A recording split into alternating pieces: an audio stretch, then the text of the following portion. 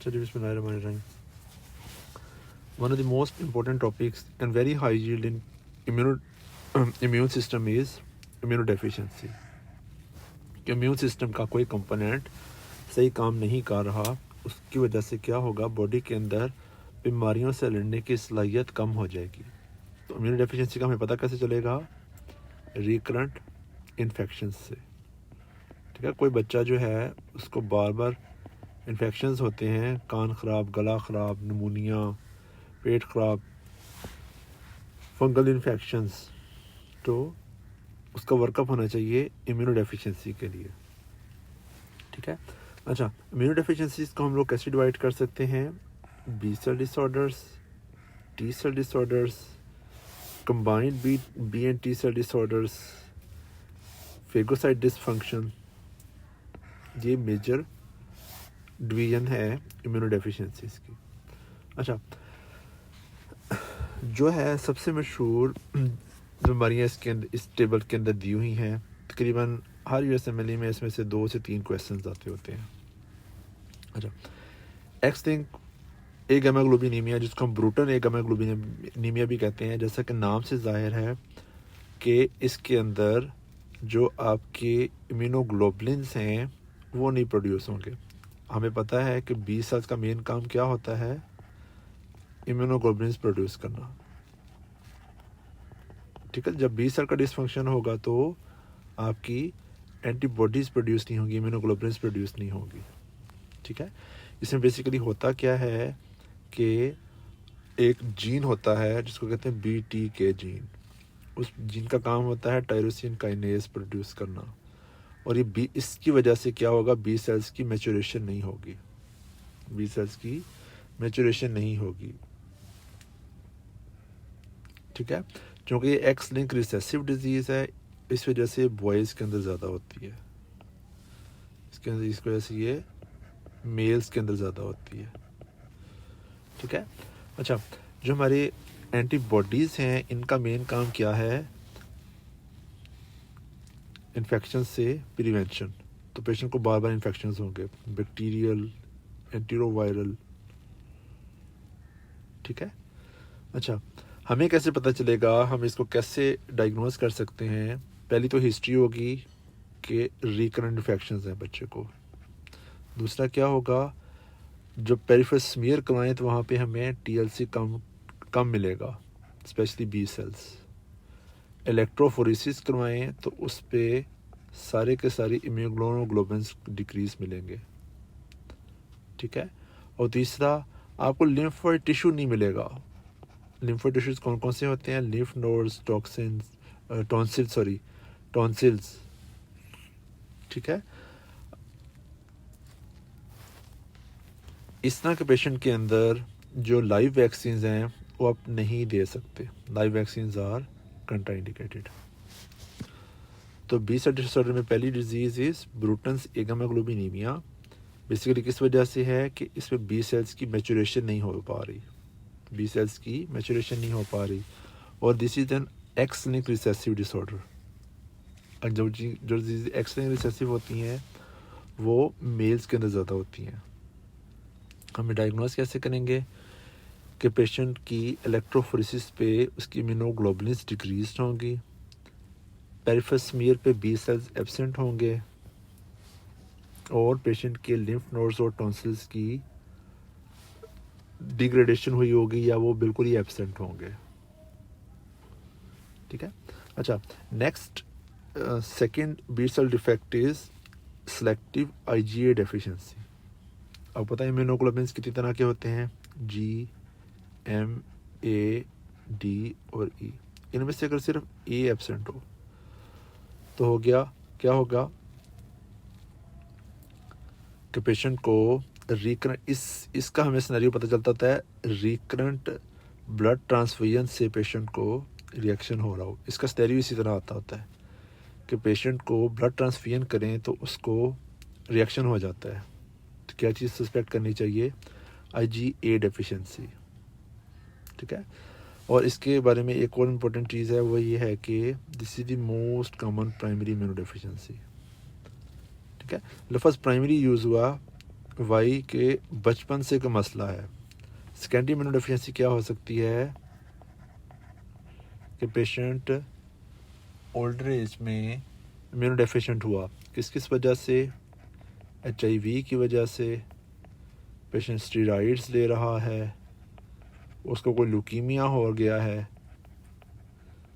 ठीक है, या हम उसको कोई इम्यूनो सप्रेसेंट मेडिसिन दे रहे हैं लाइक टाइक्रोलाइमस, साइक्लोस्पोरिन, ऐसी कोई मेडिसिन दे रहे हैं, ठीक है। इसको हम कहते हैं secondary immuno deficiency. Primary deficiency से क्या मुराद है, जो बचपन से ही बॉडी के अंदर मौजूद है। अच्छा, इसको हम लोग डायग्नोस कैसे करेंगे, जब हम इलेक्ट्रोफोरेसिस करवाएंगे तो उसमें सेलेक्टिवली IgA कम होगी, जबकि बाकी IgM लेवल्स नॉर्मल होंगे, ठीक है। और इसमें जियार्डिया किससे सस्पेक्ट, जियार्डिया के इन्फेक्शन ज़्यादा होते हैं,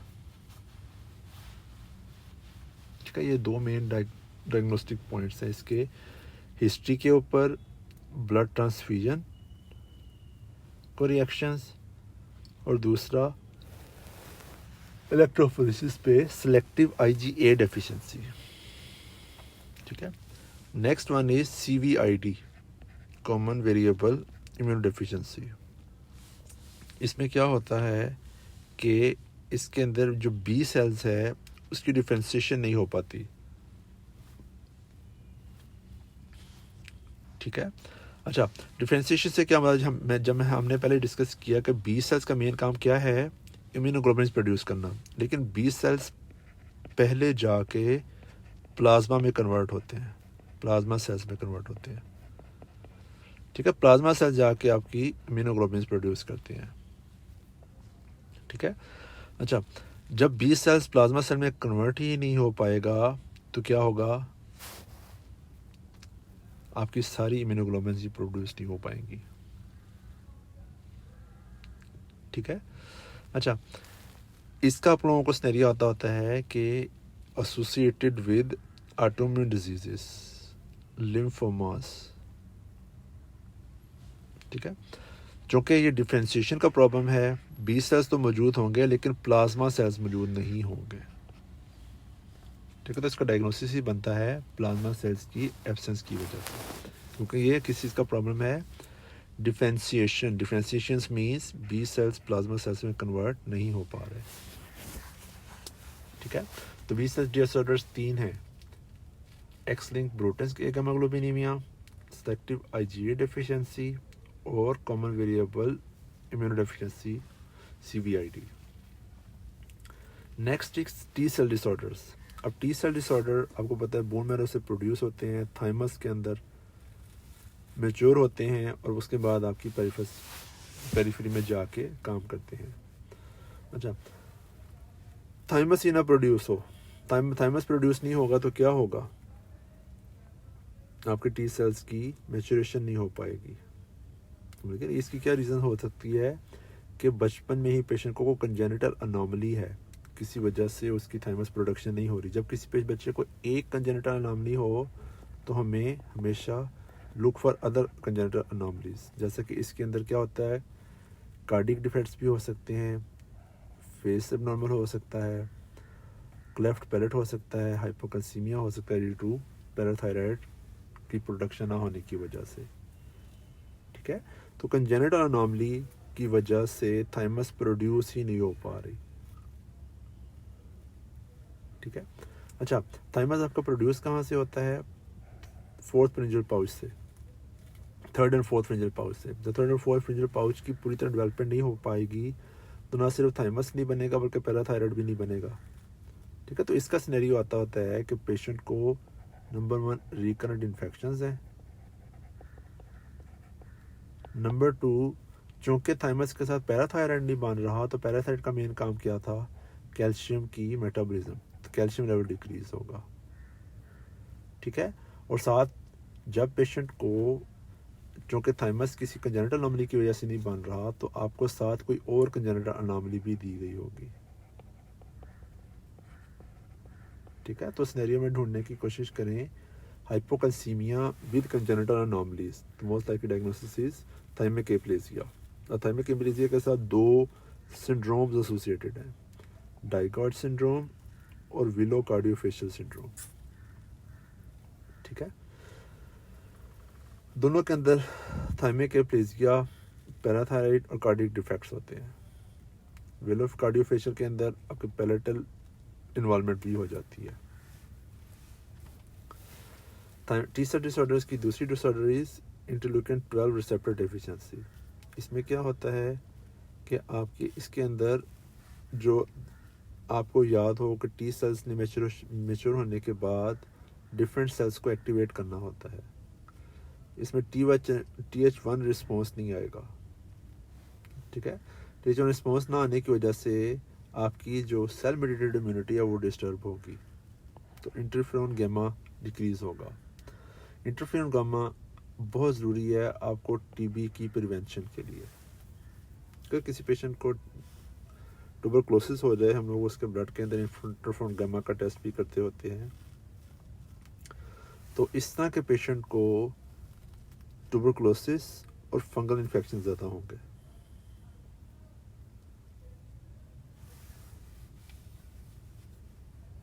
ठीक है, तो ट्यूबरकुलोसिस या फंगल इन्फेक्शन का सिनेरियो आए तो this is interleukin 12 receptor deficiency. This is interleukin 12 receptor deficiency. अच्छा, next topic is autosomal dominant hyper IgE syndrome. पहले था ऊपर था कि उनकी डेफिशिएंसीज हैं, जबकि इसके अंदर क्या हो रहा है, इसके अंदर आपकी एंटीबॉडी ज़्यादा आ रही है। इससे होगा क्या कि न्यूट्रोफिल्स की रिक्रूटमेंट डिफेक्ट होगी। जब आपको पता है जब भी किसी जगह पे इन्फेक्शन या इन्फ्लेमेशन होता है तो वहाँ पे सबसे पहले क्या चीज़ आती है, आपकी फौज आती है। जब किसी जगह को मसला हो जाएगा तो फौज आएगी।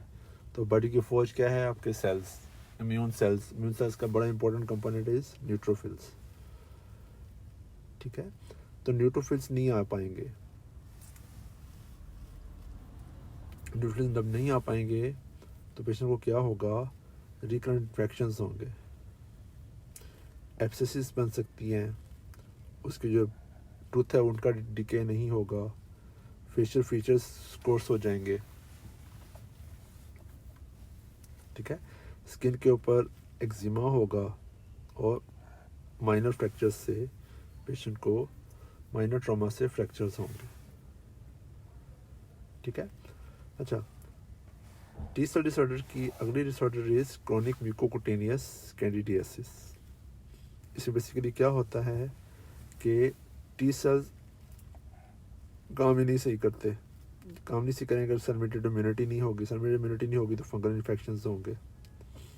तो स्किन के ऊपर पेशेंट को कैंडिडा, आपको पता है मुंह के अंदर म्यूकोरमाइकोसिस, वजाइना के अंदर वजाइनल कैंडिडियासिस बड़ी कॉमन है ये।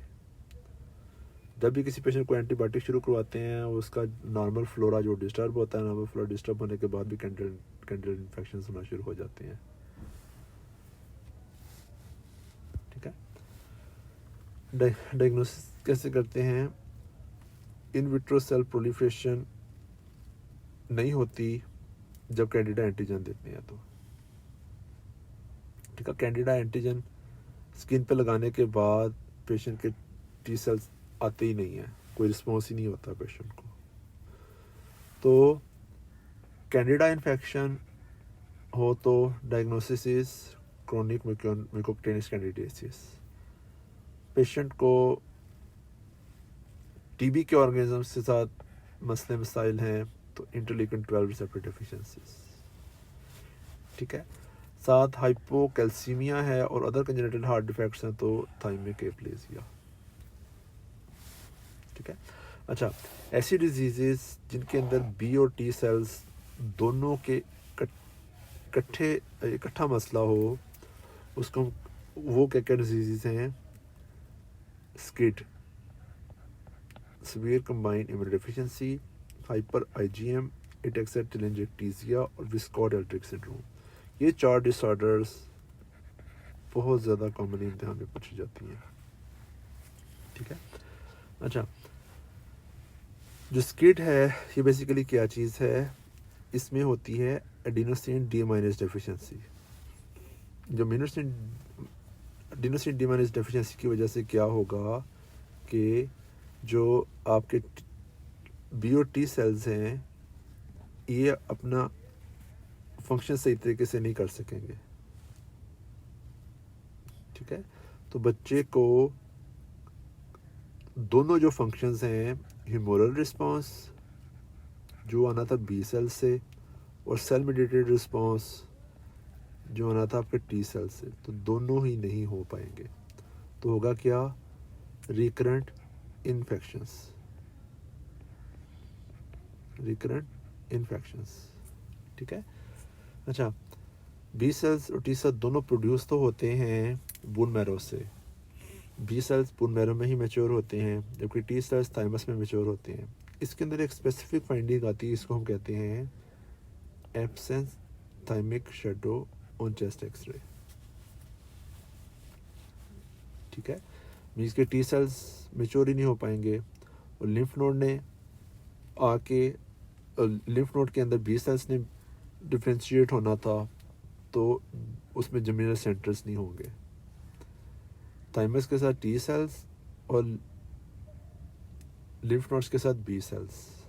तो हम लोग आपको सिनेरियो में क्या चीज़ दी होगी, रिकरेंट इन्फेक्शन तो सबके साथ होंगे, लेकिन जो डिफरेंशिएटिंग पॉइंट है वो ये है कि अगर थाइमस प्रोड्यूस ही नहीं हुआ और साथ बी सेल्स के लिम्फ नोड्स के जर्मिनल सेंटर्स भी नहीं है तो diagnosis is severe combined immune deficiency. ये डिफरेंशिएट, इसको बाद का हमें डिफरेंशिएट करना पड़ता है थाइमिक हाइपोप्लेजिया के साथ। थाइमिक हाइपोप्लेजिया के साथ उसमें पेशेंट को कंजेनिटल अनोमली थी। ठीक है, जेनिटल अनोमली थी, उसकी वजह से दूसरे ऑर्गन्स भी प्रोड्यूस नहीं हो पा रहे, जबकि इसके अंदर टी और बी सेल्स दोनों एब्सेंट है। ठीक है, इसमें थाइमिक शैडो बिल्कुल एब्सेंट होगा और बाकी और कंजेनिटल अनोमली नहीं होगी, लेकिन जो साथ बी सेल्स हैं उसमें लिम्फ नोड्स के अंदर जर्मिनल सेंटर्स नहीं होंगे। ठीक है, अच्छा, सेकंड इज एटेक्सिया टेलेंजेक्टीजिया। अगर किसी पेशेंट को सिनेरियो के अंदर रिकरेंट इन्फेक्शंस के साथ आपको स्किन की डिजीज़ दी हो, ठीक है, स्किन की डिजीज़, स्किन में टेलेंजेक्टीजियास क्या होते हैं, ये बेसिकली ब्लड वेजल्स के ट्यूमर्स होते हैं। ये आपको देखिए रेड कलर की ब्लड वेजल्स ट्यूमर। ठीक है, पेशेंट को इसके नाम से जाहिर है एटेक्सिया टेलेंजेक्टीजिया। एटेक्सिया मीन्स पेशेंट को चलने में मसला है, उसका बैलेंस नहीं कंट्रोल रहता। टेलेंजेक्टीजियास मीन्स कि ब्लड वेजल्स के ट्यूमर्स हैं। ठीक है, और साथ उनको आईजी डेफिशिएंसी होती है। ठीक है, बेसिकली उसमें होता क्या है कि बॉडी में अल्लाह ताला ने एक खसूसियत रखी हुई है कि जब भी कोई डीएनए डिस्टर्ब होता है, डैमेज होता है, तो डीएनए रिपेयर होता है। इसके अंदर वो डीएनए रिपेयर होने वाला जो सिस्टम है वो नहीं हो पाता। ठीक है, due to defects in ATM gene.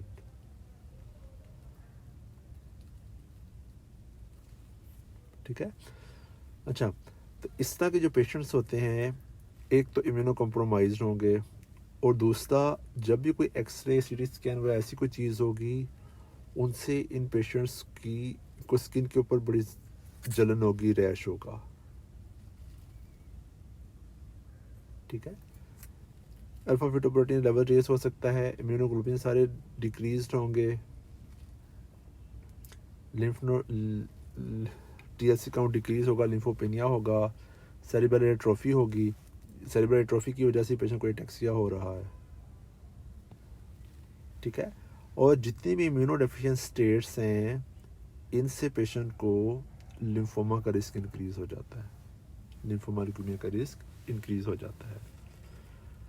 Next topic is Wiskott Aldrich. Wiskott Aldrich hyper IgM syndrome. Hyper IgM syndrome में क्या होता है कि पेशेंट को इसके साथ पायोजेनिक इन्फेक्शन ज़्यादा होते हैं।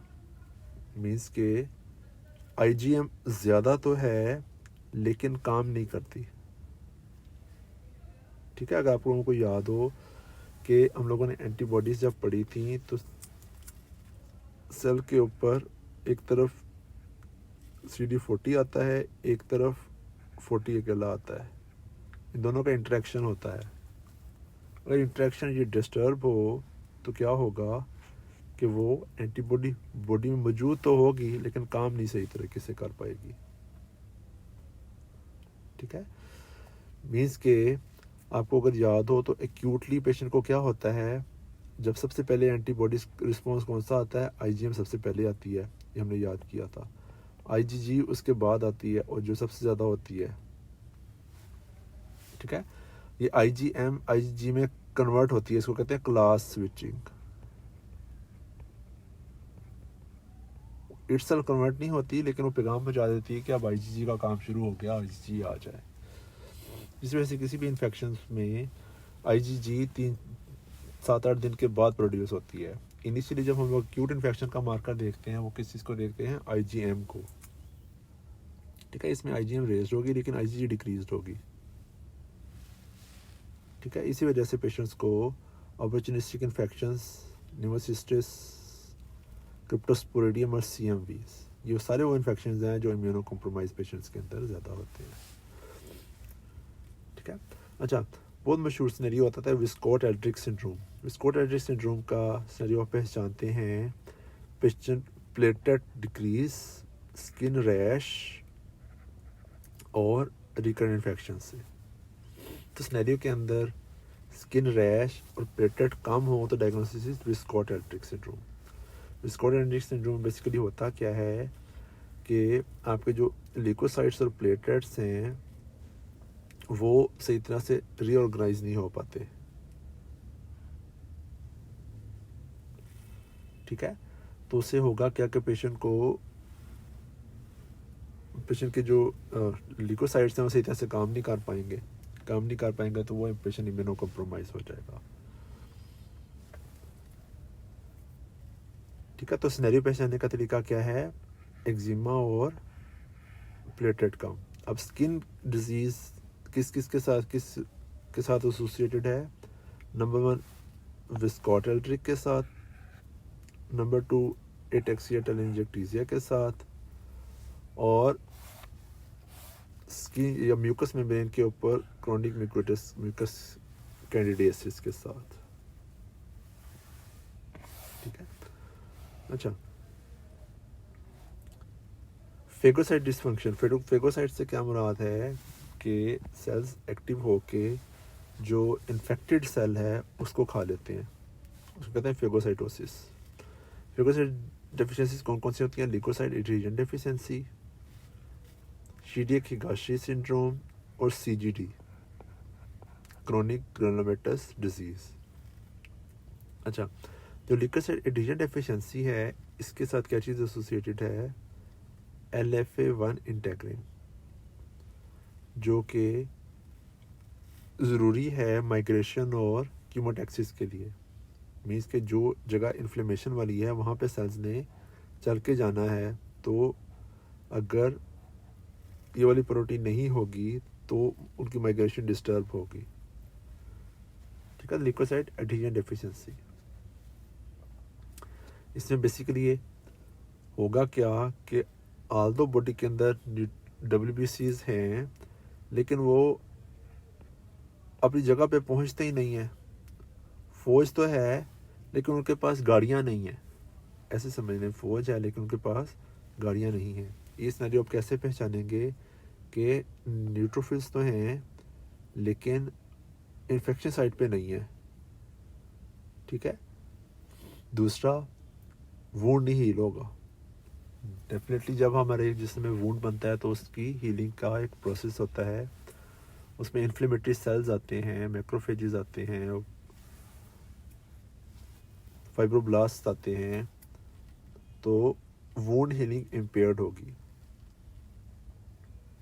ठीक है, अच्छा जी, next is Chediak Higashi syndrome. Chediak Higashi syndrome basically क्या चीज़ है, defect in lysosomal trafficking regulator gene. ठीक है, तो माइक्रोट्यूब्यूल डिसफंक्शन है, माइक्रोट्यूब्यूल डिसफंक्शन। इससे होगा क्या, पेशेंट को progressive neurodegeneration, lymphohistiocytosis albinism, pyogenic infection और पेरिफेरल न्यूरोपैथी।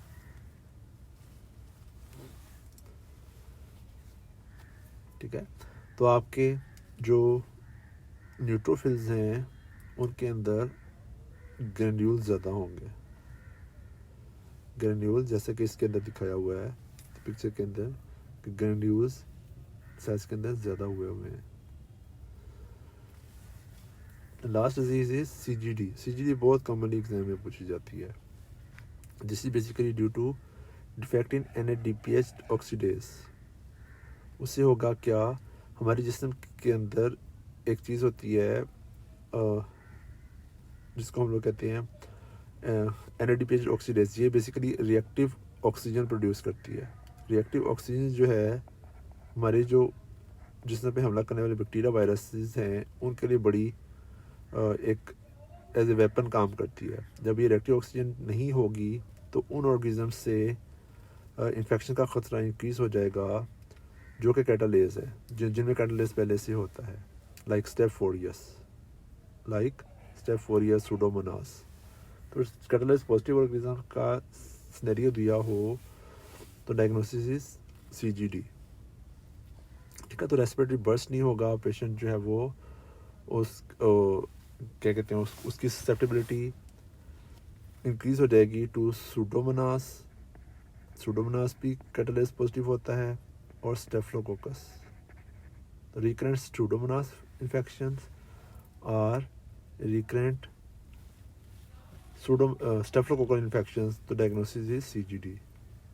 इसको हम टेस्ट कैसे करते हैं, डाईहाइड्रोरोडामीन टेस्ट करते हैं।